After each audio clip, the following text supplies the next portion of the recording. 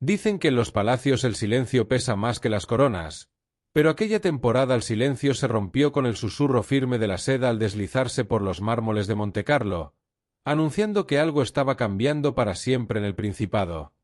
Durante años, la imagen pública de Charlene de Mónaco pareció suspendida en una bruma de distancia, discreción y misterio, casi como si su figura se diluyera entre los protocolos rígidos y las comparaciones inevitables que sobrevuelan cualquier dinastía europea. Frente a ella, con la naturalidad de quien ha crecido bajo los focos y domina cada gesto como si fuera una escena ensayada desde la cuna, se erguía la elegancia histórica de Carolina de Mónaco, icono de estilo consolidado, heredera del magnetismo de Grace Kelly y referente indiscutible del glamour monegasco durante décadas. Lo que comenzó como un contraste casi inevitable entre dos personalidades distintas terminó transformándose en un duelo silencioso donde la moda se convirtió en lenguaje, estrategia y declaración de intenciones. Porque en Mónaco, donde cada aparición pública es analizada al milímetro y cada fotografía recorre el mundo en cuestión de segundos, vestirse no es solo una cuestión estética, es un acto político, emocional y simbólico. Durante mucho tiempo, Charlene pareció navegar en aguas turbulentas. La exnadadora olímpica, alta, atlética, de rasgos nórdicos y mirada introspectiva, aterrizó en el universo principesco con la sobriedad de quien está acostumbrada al esfuerzo individual y no a las coreografías sociales de la aristocracia europea. Sus primeros años estuvieron marcados por estilismos correctos pero contenidos, paletas neutras, cortes estructurados que reforzaban una imagen casi blindada. Mientras tanto, Carolina seguía desplegando esa sofisticación innata que combina tradición y modernidad sin aparente esfuerzo. Tweeds impecables, vestidos vaporosos en galas benéficas, trajes de chaqueta que hablaban de autoridad serena. La comparación era constante, a veces cruel, siempre presente. Las revistas especulaban, los expertos opinaban, el público elegía bandos sin necesidad de declaraciones oficiales. Y sin embargo, algo comenzó a transformarse cuando el silencio de Charlene dejó de ser interpretado como debilidad y empezó a percibirse como estrategia. El punto de inflexión no fue un evento aislado, sino una sucesión de apariciones cuidadosamente construidas. Charlene empezó a abrazar líneas más audaces, cortes asimétricos, tejidos que fluían con mayor libertad. Donde antes predominaba la rigidez, apareció el movimiento, donde reinaban los tonos apagados, surgieron blancos luminosos, azules intensos, rojos medidos pero contundentes. Cada elección parecía susurrar que estaba reclamando su espacio sin necesidad de palabras. En actos oficiales, su silueta se volvió más escultórica, casi arquitectónica, como si cada prenda estuviera diseñada para enmarcar no solo su figura, sino su determinación. La moda dejó de ser un refugio y se convirtió en armadura, pero una armadura brillante, visible, imposible de ignorar. Carolina, por su parte, nunca dejó de ser Carolina. Su elegancia no necesitaba reinventarse porque estaba arraigada en una coherencia de décadas. Ella representaba la continuidad, el legado, la memoria viva de una época dorada. Sus apariciones evocaban estabilidad, cultura, un conocimiento profundo de los códigos sociales. Sin embargo, el contraste empezó a adquirir matices distintos. Ya no se trataba de la princesa experimentada frente a la recién llegada, sino de dos mujeres con estilos diferenciados que expresaban visiones distintas del mismo principado. Carolina simbolizaba la tradición cultivada, Charlene, la modernidad introspectiva que buscaba abrirse paso.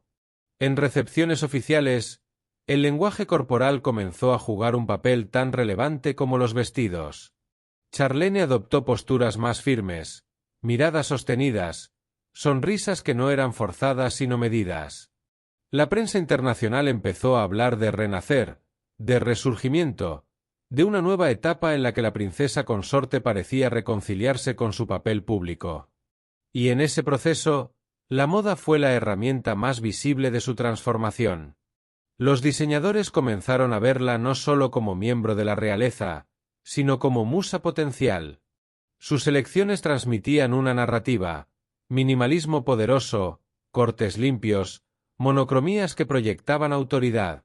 Cada gala benéfica, cada baile de la Cruz Roja, cada celebración nacional se convirtió en escenario de una historia no escrita.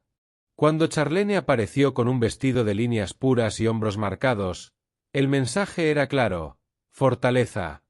Cuando optó por tejidos fluidos que acompañaban cada paso con suavidad, la lectura cambiaba hacia la serenidad recuperada. La estrategia parecía consciente: alternar firmeza y delicadeza, estructura y ligereza, como si quisiera mostrar que ambas facetas podían convivir sin contradicción. En ese equilibrio residía su nueva narrativa. Mientras tanto, Carolina continuaba defendiendo su terreno con la naturalidad de quien no necesita demostrar nada. Su elegancia seguía siendo celebrada, su presencia respetada. Pero el foco mediático comenzó a repartirse de forma más equitativa. Los titulares ya no comparaban para subrayar carencias, sino para destacar estilos. Se hablaba de duelo estilístico, de contraste generacional, de dos maneras de entender la representación femenina dentro de una misma institución. Y en ese nuevo reparto de atención, Charlene ya no aparecía como figura secundaria. El Principado, pequeño en territorio pero inmenso en proyección internacional, vive de su imagen. La familia principesca es parte esencial de su marca global. Por eso, cada detalle cuenta.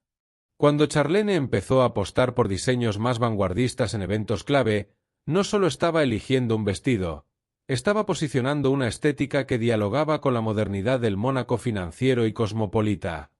Sus estilismos parecían alinearse con la arquitectura contemporánea que crece frente al Mediterráneo, con los yates futuristas que pueblan el puerto, con la idea de un enclave que combina lujo clásico y ambición innovadora. El renacer no fue estridente. No hubo declaraciones incendiarias ni gestos teatrales. Fue un proceso gradual, casi silencioso, como quien ajusta una pieza tras otra hasta que el conjunto adquiere sentido. En fotografías oficiales, la diferencia entre el antes y el después se percibía en los detalles: la caída del cabello, más definida; el maquillaje, más luminoso; la elección de accesorios, menos tímida. Cada elemento sumaba a una narrativa de control y presencia. Si en el pasado su imagen había sido interpretada como distante, ahora proyectaba concentración y propósito. En más de una ocasión, las crónicas sociales describieron encuentros públicos entre ambas princesas como escenas de una coreografía estudiada.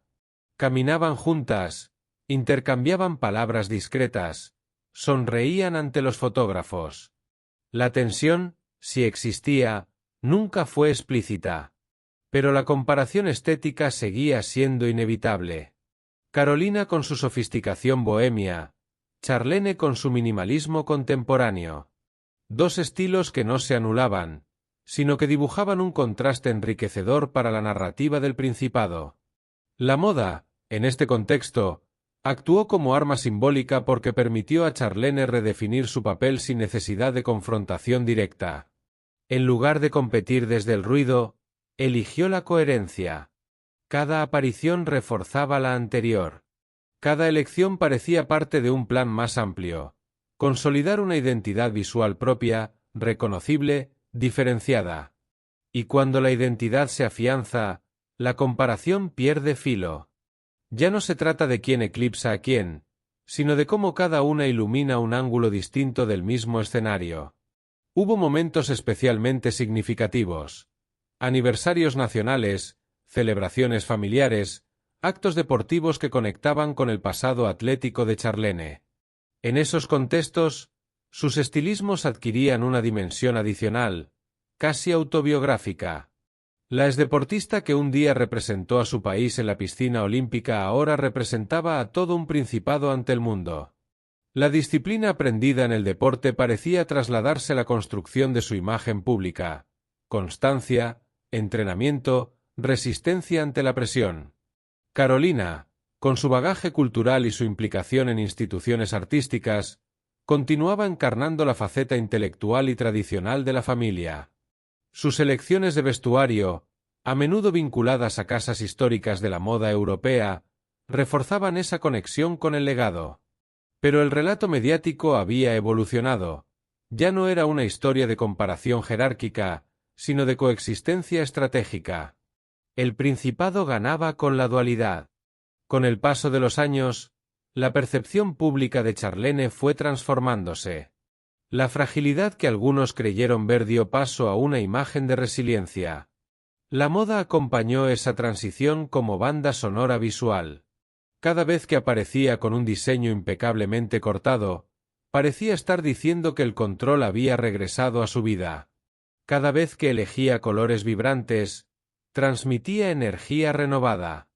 No necesitaba discursos. Bastaba con caminar bajo el sol de Montecarlo con la cabeza alta y la silueta firme. En el imaginario colectivo, el duelo estilístico se convirtió casi en un ritual esperado. ¿Quién sorprendería en el próximo baile? ¿Qué mensaje oculto se leería en tal o cual elección? Pero más allá del entretenimiento mediático, lo que realmente se consolidó fue la idea de que Charlene había encontrado su voz. Una voz que hablaba en tejidos, en cortes, en proporciones. Una voz que ya no buscaba aprobación, sino coherencia. El renacer no implicó desplazar a Carolina ni despojarla de su lugar histórico. Implicó ampliar el espacio simbólico dentro del Principado. Donde antes había una narrativa dominante, ahora había diálogo. Donde antes se subrayaban diferencias para alimentar rumores, ahora se celebraban como prueba de pluralidad estilística. Y en ese nuevo equilibrio, la moda demostró su poder como herramienta diplomática, emocional y estratégica. Hoy, cuando las cámaras capturan a ambas en un mismo encuadre, la lectura es distinta a la de años atrás. Se percibe madurez, complementariedad, incluso cierta complicidad institucional. Charlene camina con la seguridad de quien ha atravesado tormentas y ha decidido no esconderse más. Carolina mantiene la elegancia que la convirtió en referente. El Principado, mientras tanto, proyecta al mundo una imagen compleja y rica, donde tradición y modernidad conviven sin anularse. Así, lo que comenzó como un contraste inevitable terminó convirtiéndose en una narrativa de transformación.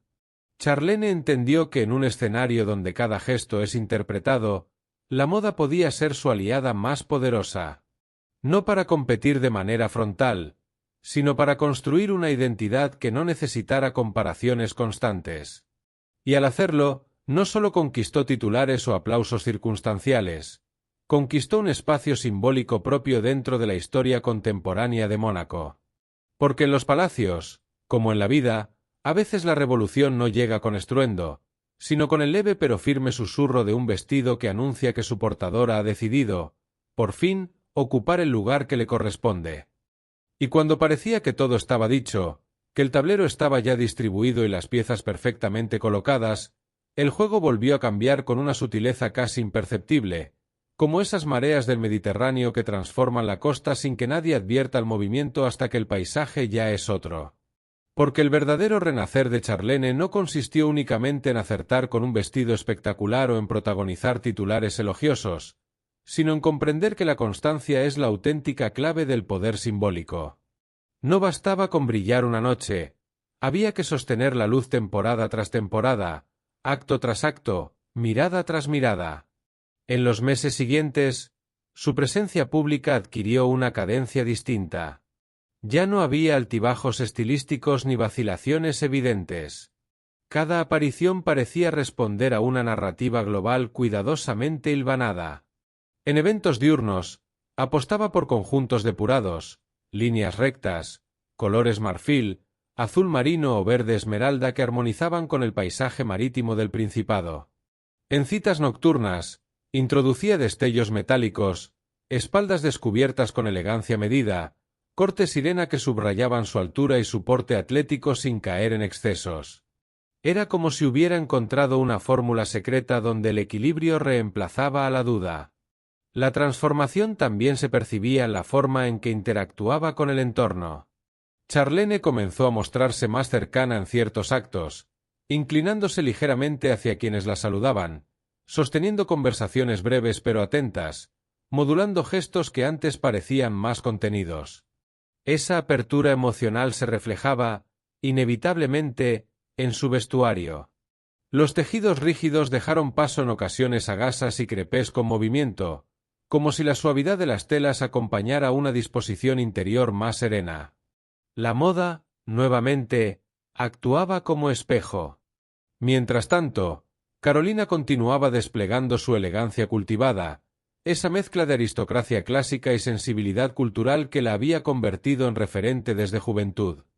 Su estilo seguía evocando tradición, herencia, una continuidad que tranquiliza a quienes valoran la estabilidad institucional.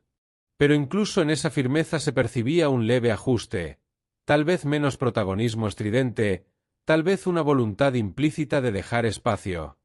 No era una retirada, sino una convivencia más armónica de presencias. El Principado observaba. Y el mundo también. Las publicaciones internacionales comenzaron a hablar de una nueva etapa para la familia monegasca, una etapa donde la figura de la princesa consorte adquiría una solidez incuestionable. Se analizaban sus elecciones como si fueran movimientos estratégicos en una partida de ajedrez de alto nivel. Un traje blanco impoluto podía leerse como declaración de pureza y control. Un vestido rojo intenso, como afirmación de energía y liderazgo. Incluso los cortes de cabello más definidos eran interpretados como símbolos de renovación. Hubo una temporada especialmente significativa en la que Charlene apostó por siluetas casi arquitectónicas, con hombros marcados y cinturas definidas que evocaban fuerza estructural.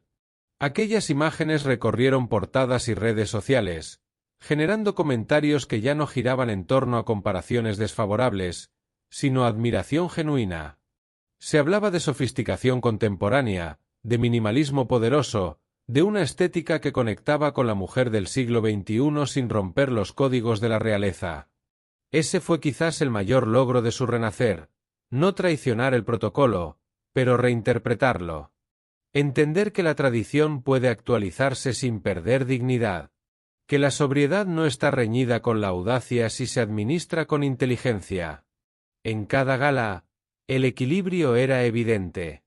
Jamás un exceso innecesario, jamás un guiño demasiado arriesgado que pudiera eclipsar la solemnidad del evento. Pero tampoco concesiones que la diluyeran en la neutralidad absoluta. Era una línea fina, y Charlene parecía recorrerla con creciente maestría. En el imaginario colectivo comenzó a instalarse una idea poderosa, la de la resiliencia. Porque detrás de la transformación estética se intuía una historia personal de superación. Las temporadas difíciles, los rumores, las ausencias que alimentaron especulaciones, todo parecía haber quedado atrás, o al menos, integrado en una narrativa más amplia de crecimiento. Y cuando una figura pública logra transformar la adversidad en fortaleza visible, el impacto va más allá de la moda. Carolina, por su parte, representaba otro tipo de fortaleza, la que se construye a lo largo de décadas, la que no necesita reinventarse porque ya está consolidada.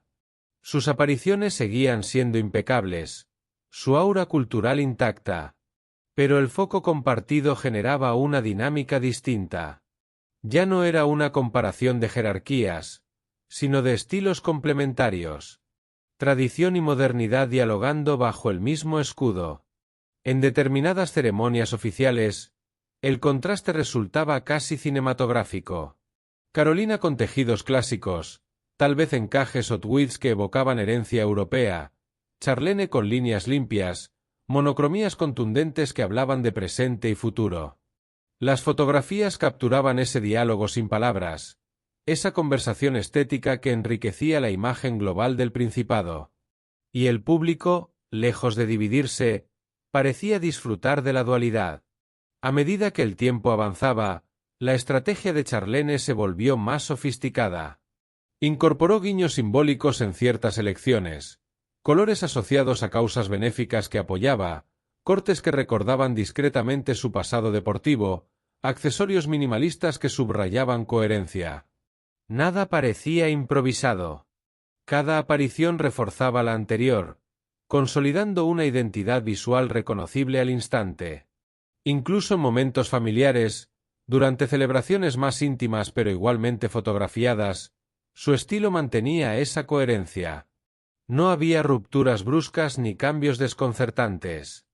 Esa consistencia transmitía estabilidad, un valor fundamental en cualquier institución monárquica. Y en esa estabilidad residía parte de su conquista simbólica del Principado. El relato mediático también evolucionó.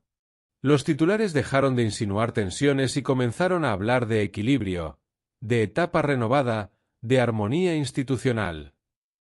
La moda había cumplido su función estratégica. Había servido de puente entre percepción pública y realidad interna, entre expectativa y consolidación. Charlene no necesitó declaraciones grandilocuentes para afirmar su lugar. Le bastó con presentarse, una y otra vez, impecable y segura. En el fondo, el duelo que muchos imaginaron como enfrentamiento fue más bien un proceso de diferenciación. Carolina jamás dejó de ser icono. Charlene dejó de ser comparada como aprendiz. Cada una encontró su territorio simbólico. Y en esa repartición tácita de espacios, el Principado salió fortalecido. Porque al final, la moda fue solo el vehículo visible de algo más profundo, la construcción de identidad. En un entorno donde cada gesto es observado, donde la tradición pesa y la opinión pública influye, dominar el lenguaje visual equivale a dominar parte del relato. Charlene entendió que su mayor arma no era competir frontalmente, sino redefinirse con coherencia. Y lo hizo con paciencia, disciplina y una estética que evolucionó desde la contención hasta la afirmación plena. Hoy, cuando el sol cae sobre el puerto de Montecarlo y las luces comienzan a reflejarse en el agua, la imagen de ambas mujeres caminando en actos oficiales ya no sugiere rivalidad, sino equilibrio. Carolina encarna la continuidad histórica, Charlene, la modernidad serena. Dos presencias distintas, dos energías complementarias, un mismo escenario. Y así, el renacer dejó de ser noticia para convertirse en estado permanente. Porque la verdadera conquista no se mide en aplausos momentáneos, sino en la consolidación silenciosa de un lugar propio. Charlene, con cada paso firme y cada elección estética calculada, no solo redefinió su imagen, redefinió su papel. Y en ese proceso, demostró que en los palacios contemporáneos la moda puede ser mucho más que adorno, puede ser estrategia, puede ser mensaje, puede ser poder.